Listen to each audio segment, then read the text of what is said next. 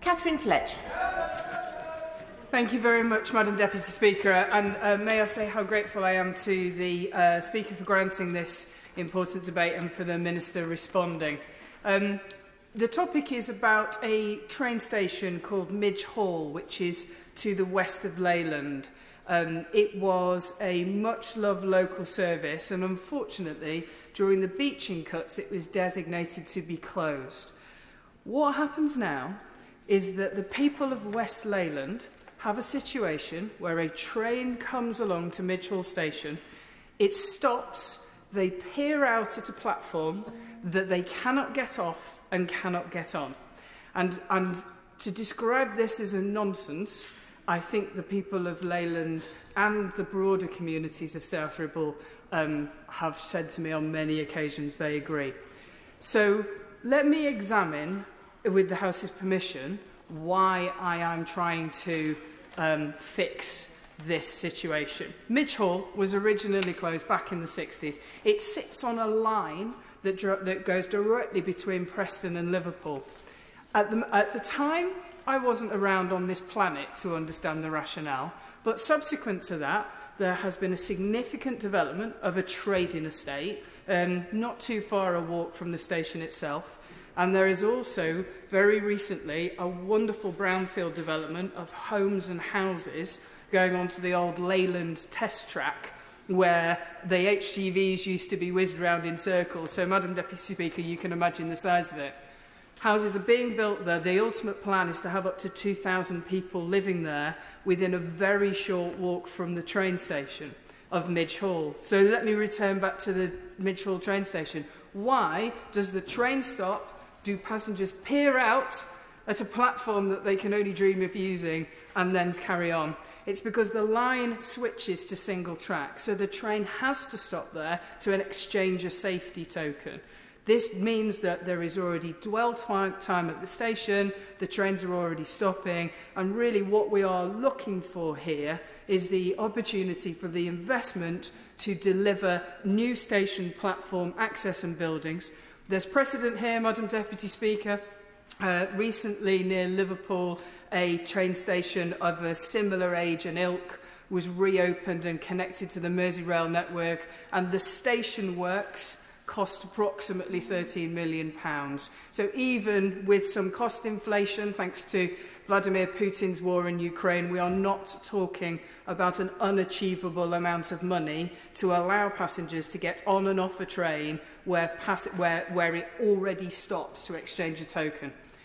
Let me talk about this more broadly, because it's not just a nonsense I'm trying to write.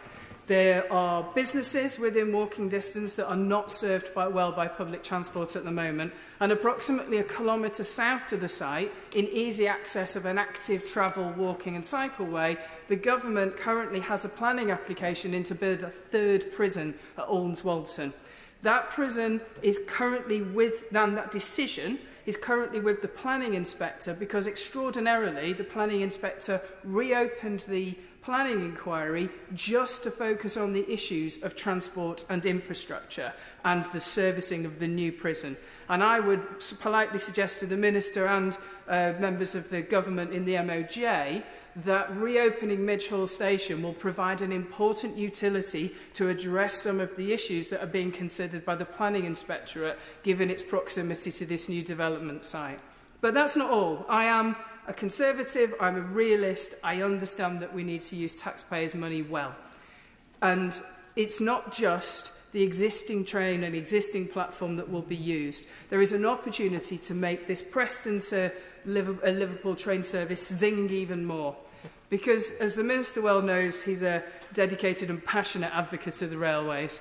When Merseyrail was created, they made a decision to have trains running on a third rail, running on an electric rail that runs alongside the track, and that's what supplies electricity to the trains. The point where Merseyrail turns to Northern Rail, so Liverpool turns into Lancashire, is at Ormskirk, wonderful town. And as it stands at the moment, this line that the trains use stop at Ormskirk because the buffers have been put up. And those buffers are purely administrative. They mark a demarcation between where Northern trains run the service and where Mersey trains run the service. So anybody from the stations in my patch that use the line, from Croston, for example, from Rufford, if they want to go to Liverpool, they get the train to Ormskirk, they stop, they get out, they toddle down a platform, walking past a set of buffers, they wait for the Merseyrail train to come, then they get on that and continue their journey into Liverpool. And what's important there, Madam Deputy Speaker, is previously, with the technology available, it's been an expensive job to try and run trains directly through from Liverpool to Preston. And the reason it's been expensive is because how would we supply electricity to the trains? Installing the third rail infrastructure, I grant you, is expensive. And storing overhead electricity, it's not a cheap job. But here, the miracles of modern science and the wonderful engineers, both in the UK and around the world, come to the rescue with the recent innovation of battery-powered trains.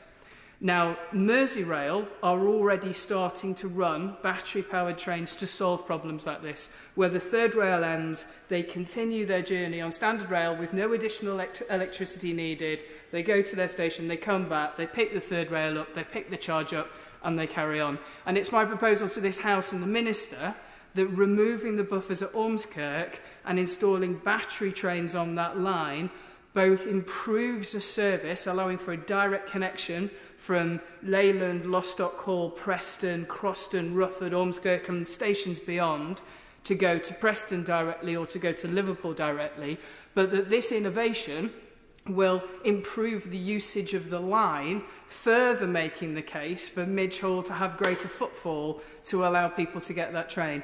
At the moment, for context, if you want to get a train to Liverpool from Leyland on that side of the lane and you walk all the way across Leyland to the main Leyland station, which picks up a line that goes via Wigan, then comes round in through the east of Liverpool. And I know that there is enormous local support in South Ribble for a direct service between Preston and Liverpool, cutting journey times, cutting carbon emissions, opening up leisure opportunities for the fantastic Liverpool nightlife. I know that's been highlighted wonderfully this weekend with the warm welcome that all Liverpudlians made to visitors to the Grand National. All of those opportunities are unlocked by infrastructure.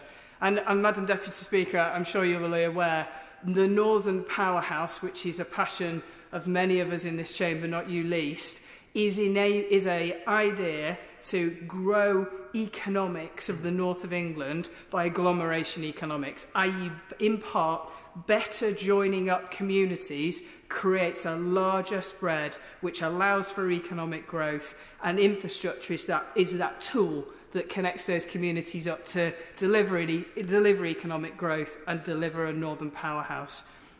So, what's not to like, Madam Deputy Speaker? I can see that we come to the formal proceedings of the House, so maybe, if with your permission, I could update you shortly afterwards. Order. I beg to move that this House do now adjourn. The question is that this House do now adjourn. Katherine Fletcher. Thank you, Madam Deputy Speaker, and I'm very grateful to the front bench for having a better eye on the clock than I do. So, to summarise, Madam Deputy Speaker, we have spoken about a train station where trains already stop in Midge Hall, a train station with a signal box, with a manned signalman, where passengers get out, stop, look at a platform and can't get on and off. We've spoken about the opportunity to further improve that line by creating direct trains between Liverpool and Preston by removing the buffers at Ormskirk, which currently stop trains from running straight through. We've spoken about the technology on offer of battery-powered trains that would allow for trains to run from Ormskirk to Preston within an accessible battery distance time, not requiring an enormous amounts to spend on transport infrastructure to achieve it. But there is one final part of this picture. Dame Rosie Cooper, the former West Lancashire MP, was wonderfully articulate about this in terms of some of the gaps we have in Central and West Lancashire on public transport. And there's one more thing that Beeching removed, that if we put back in place would really make Midge Hall sing, would make the Liverpool to Preston connection sing, and that's a reinstatement of the Burscough curves. Now, for context, this is the railway line that goes from Preston to Ormskirk and Liverpool, crosses over a railway line that goes from Southport to Wigan. Historically, there were 2 curves in it, which allowed trains to go from Southport to Preston directly, Southport to Liverpool directly. At the moment, I note the presence in the chamber of my right honourable friend, the member for Southport. If he wants to come and visit me in Croston, he has to get on a train from Southport, get to Wigan, walk across to a different station in Wigan, get a train from Wigan to Leyland or Preston, and then get a train back down on a different line. And Madam Deputy Speaker, in the 21st century, that feels more like a game of logic than a piece of transport infrastructure. And whilst I do accept, and I'm sure the Minister will say that in his remarks, that is a larger task than reinvigorating an old platform or removing the administrative buses, I think it's remiss of me not to talk about it within the context of this scheme and the case for Midge Hall. Okay. Fine. So, to summarise, what I believe I've called this debate for and what I'd like to see is the stakeholders who I've spoken to all suggest that the first and important step is a feasibility study. A feasibility study about reopening Midge Hall Station was conducted in 2019. It showed that there was potentially an issue with dwell time.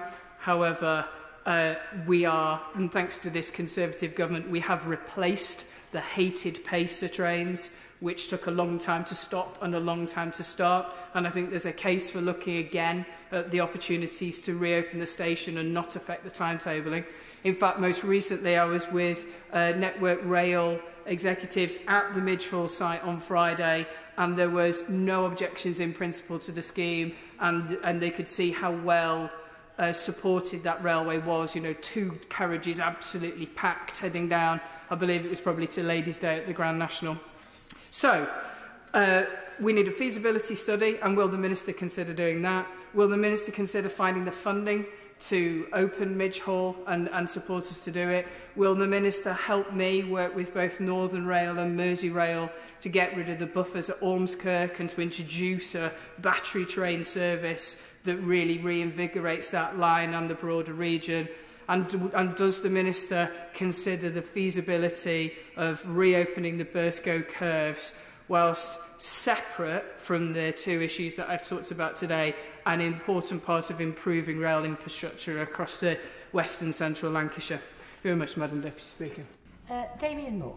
Thank you, Madam Deputy Speaker. I really want to first commend my honourable friend for all of her efforts in making sure that rail connectivity is established in the areas that are part of this debate. It's great to have her as my constituency neighbour working really hard on this important issue, important to our constituents for all the reasons that she's highlighted there. And I know for her the Midge Hall railway station is something that she's continued to campaign on since she was first elected, and is not letting her constituents down today in doing that, because the regional connectivity between regions is as important as it is within them, and that is why this is really important, because you have Liverpool, which is in Merseyside, and you have Preston in Lancashire, and we really do thank the Department for Transport for all the extra funding that's going in from the money that would have been spent on HS2. We've got both areas are getting about £500 million to spend, but the temptation always is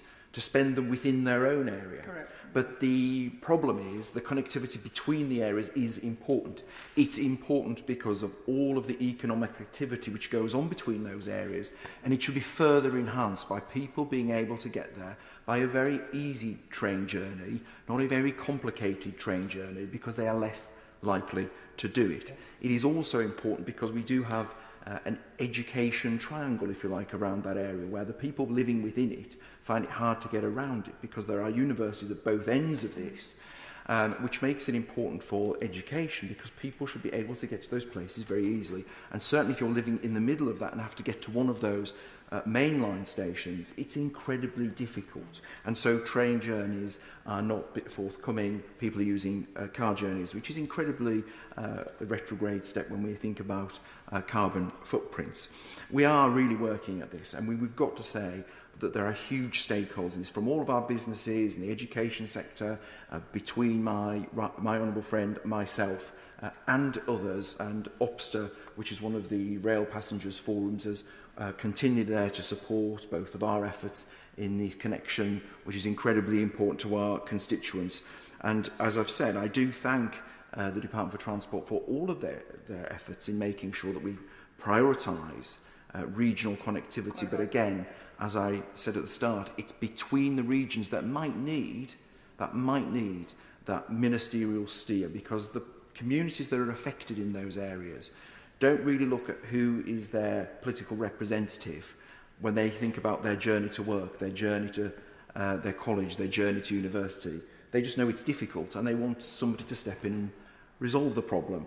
And so my honourable friend and I are doing everything we can to resolve that problem for them. It is a really important time to seize this opportunity to improve the quality of lives for our constituents. And I know my constituents in Southport want to see these improvements. I know my honourable friend's constituents in South Ribble want to see these important concerns resolved. And I'm sure the Minister is aware that we will continue to campaign for these until we start seeing the feasibility study, which I am sure will unlock these projects becoming a reality and making lives easier for our constituents. And so I hope the Minister is taking that on board. It's that conversation that needs to happen between the areas because of the passengers affected in those black spots, not them spending the money on great services just within them, between these areas. Helping our constituents is equally as important. Thank you. Minister Hugh Merriman. Thank you, Madam Deputy Speaker. And can I congratulate my honourable friend, the member for South Ribble, for securing this debate on the merits of reopening Midge Hall railway station and providing direct services between Liverpool and Preston. I really do appreciate her tireless work in campaigning for the transport needs of South Ribble and the wider region. And I also want to pay credit to my honourable friend, the member for Southport, for the work he does in the same vein for his constituency. My department, Madam Deputy Speaker, prioritises investment in our roads, railways and public transportation systems that meet the needs of our growing population, enhance connectivity and drive economic growth. Transportation is the lifeblood of any thriving community. It connects people to opportunities, goods to markets and services to those in need. Lancashire has been and seen tremendous growth and development in recent years, but with changing demands. And that's why I'm proud to be part of a government behind Network North, a significant £36 billion programme of transport investment across the country. This will not only address our current challenges, but also lay foundations for a sustainable, prosperous future. Turning to the pitch for Midge Hall Station, the Ormskirk-Preston branch line currently accommodates an hourly service which is interworked with the Colne and Blackpool South services. The single-track operation is, as my honourable friend has mentioned, token-controlled between the Midge Hall and Rufford signal boxes, meaning that trains currently stop at Midge Hall south of Midge Hall Lane to exchange the token with the signal box operator. Trains are required to stop at the token exchange point and receive, if they're going southbound, or hand over, if they're northbound, the physical token. The complete process from the closure of the Midge Hall Lane level crossing to the reopening of the crossing takes approximately 2 minutes for a northbound train and 3 minutes for a southbound train, with the train dwelling for between 7 and 10 seconds. My honourable friend mentions that trains therefore stop at Midge Hall for the token exchange, but there are currently no platform facilities for passengers to alight. So how, Madam Deputy Speaker, can we help, as we have been asked by my honourable friend? On the 26th of February, we announced allocations for the £4.7 billion Local Transport Fund for local authorities in the North and Midlands outside of city regions. This investment will deliver an unprecedented long-term funding uplift and is the first transport investment of its kind for these areas. This fund will empower local leaders to support the transport projects that matter most to their communities, helping create jobs, grow the economy and level up the country. Of course, we'll need the support and cooperation of local communities to make this a success. Honourable members should let their voices be heard, champion the improvements their constituents are calling for and work with their local authorities to turn this vision into reality. Now, I'm sure my honourable friend welcomed the news that Lancashire County Council has been allocated £494 million from this local transport fund to be paid over 7 years starting next year. Local transport authorities have the freedom to choose from a range of projects such as building new roads, installing or expanding tram lines or improving train stations. We will shortly publish advice for local authorities to help them make the most of this opportunity. Now, my right honourable friend, the Secretary of State for Transport, recently met with the leaders of Lancashire County Council to discuss a number of local transport schemes, and this included the reinstatement of the Burscough curves that my honourable friend, the member for Southport, has championed. And indeed, I believe that he has met with his local transport authority to the same end. Now, the Secretary of State stressed that these projects could benefit from the local transport fund, the projects that we've heard from my honourable friends, but it will be for the Council to determine whether it is prioritised for investment. We have written to each local authority, making it clear that they will be expected to consult with local MPs, like the champions we have heard from, as they develop their plans for spending their local transport fund allocation. I would encourage my honourable friends to work closely with the Council and advocate for the work needed at Midge Hall and the Burscough curves, and I know that they are looking for me to play the lead in terms of making the case with them. I'm very happy to do so and to help sell the case that they have made so eloquently this evening. Now, if I may turn to my honourable friend's second point around extending train services beyond electrified routes, I agree that new technologies have the potential to decarbonise the rail network while unlocking additional destinations, bringing environmental and service benefits to passengers and local communities. To help deliver the government's net zero commitment, we will electrify additional lines and deploy alternative traction technologies such as battery, as my honourable friend has mentioned, where it makes operational and economic sense. The government is supporting the development of battery and hydrogen technology in rail through innovation funding and research. This includes work on safety and wider issues that will have to be considered before rolling this technology out more widely. Since the start of 2019, the Department for Transport has provided around £4.75 million of funding through its first-of-a-kind competitions, which are run by Innovate UK, to help decarbonise the railway. This includes £750,000 to facilitate trials of the UK's first hydrogen-powered train, which was showcased at COP26. And earlier today, the Minister for Technology and Decarbonisation launched the latest round of transport research and innovation grants, offering organisations and academics the chance to win their share of a £1.3 million fund to seek solutions to some of transport's greatest challenges. And my department has also helped to get innovations off the ground by supporting trials. This included approximately £2.15 million of rail network enhancement pipeline funding for the UK's first fast-charging battery-only train. And quite remarkably, a recent test train travelled a record-breaking 86 miles on battery power alone. And we hope to see the first scheduled passenger service later this year. And it's this type of technology that we're investing in, Madam Deputy Speaker, that will allow us to reach our 2040 target to take all diesels off the line, and will be the type of solution that my honourable friend has rightly called for. I was pleased to see that some of these new technologies are already being deployed in the area. Headbolt Lane Station, which the Secretary of State opened last year, is the first station to benefit from battery technology on their new Class 77 trains, removing the need to extend the third rail beyond the existing Kirkby station. Of course, the matter of further extension of the Merseyrail services, either over the Burscough curves or from Ormskirk towards Preston, is a local one. Merseyrail is a devolved concession with key strategic decisions made at a local level by Liverpool City Region Combined Authority. It's right that local leaders, not ministers in Whitehall, decide whether such projects are the best way to meet local needs. It's that ethos, more power and more investment in local hands, which is driving this government's new approach to transport, and it's that ethos that has seen us double Liverpool City Region's sustainable transport settlement to £1.6 billion.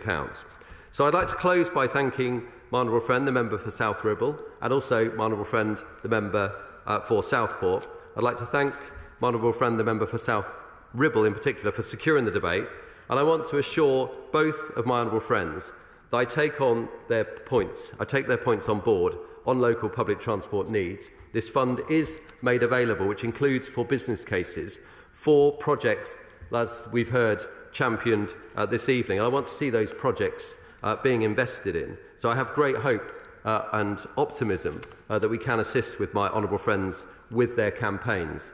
And I want to assure both of them that my door is open to them to discuss wider transport opportunities which will benefit their constituents, and I will do what I can to help sell the case for their rail projects.